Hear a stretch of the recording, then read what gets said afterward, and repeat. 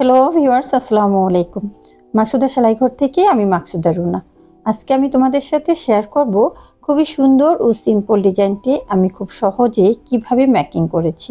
দেখতে অনেকটা গর্জিয়াস হলেও বানানো খুবই সহজ।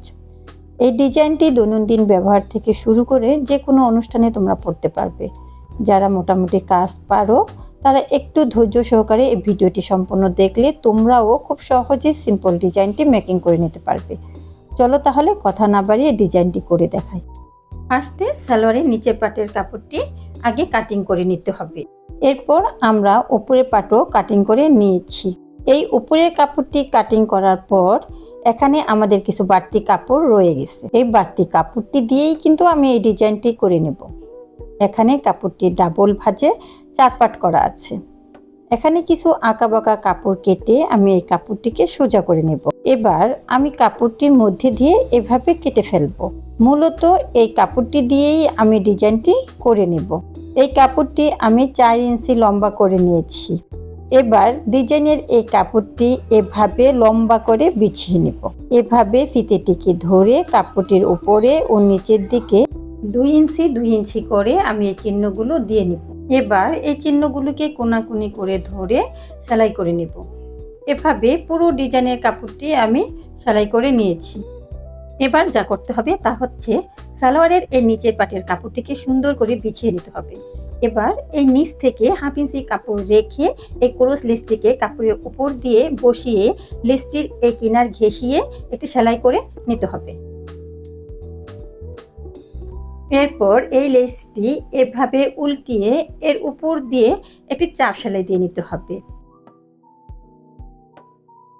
এরপর এর উপর থেকে কাপড়টিকে একটি ভাঁজ দিয়ে এনে চিকন করে একটি সেলাই দিয়ে নিতে হবে। একইভাবে কাপড়টিকে ভাঁজ দিয়ে আরেকটি সেলাই করে নিব।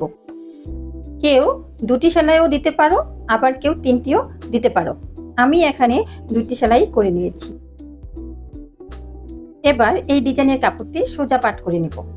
আবার সালোয়ারের এই কাপড়টিও সোজা পাট করে নিব। এবার লেসের এই কিনার ঘেঁষিয়ে আরেকটি সেলাই দিয়ে নিব। আমার এই সেলাইটি দেওয়া হয়ে গেছে। এবার এই কাপড়টিকে উল্টিয়ে এই সোজা পাট দিয়ে একটি চাপ সেলাই দিয়ে নিব।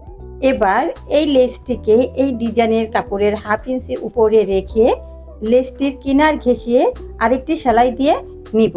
যারা একেবারেই নতুন সাধারণ সালোয়ার সেলাই করতে পারেন না, যারা একেবারেই নতুন সালোয়ার কাটিং এবং সেলাই করতে পারেন না, এই বিষয়ে একটি টিউটোরিয়াল ভিডিও আমার ইউটিউব চ্যানেলে দেওয়া আছে।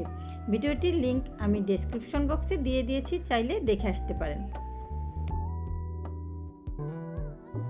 এবার এই কাপড়টিকেও উল্টিয়ে এই কিনার দিয়ে আরেকটি চাপ সেলাই দিয়ে নিব। একইভাবে আরেকটি পায়ের কাপড়ও আমি ডিজাইন করে নিব।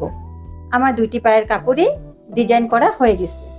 এবার এক পায়ের মুহুরি থেকে সেলাই করে আরেক পায়ের মুহুরি পর্যন্ত সেলাইটি করে আনব। বিশেষ করে যারা সিম্পল কিন্তু স্টাইলিশ কিছু খুঁজছেন তাদের জন্য এই ডিজাইনটি পারফেক্ট। ডিজাইনটি তোমাদের কেমন লাগলো কমেন্টে জানাতে ভুলো না। ভিডিওটি ভালো লাগলে লাইক দিও, আর নতুন নতুন ডিজাইনের আইডিয়া পেতে চাইলে আমার চ্যানেলটি সাবস্ক্রাইব করে পাশে থেকো।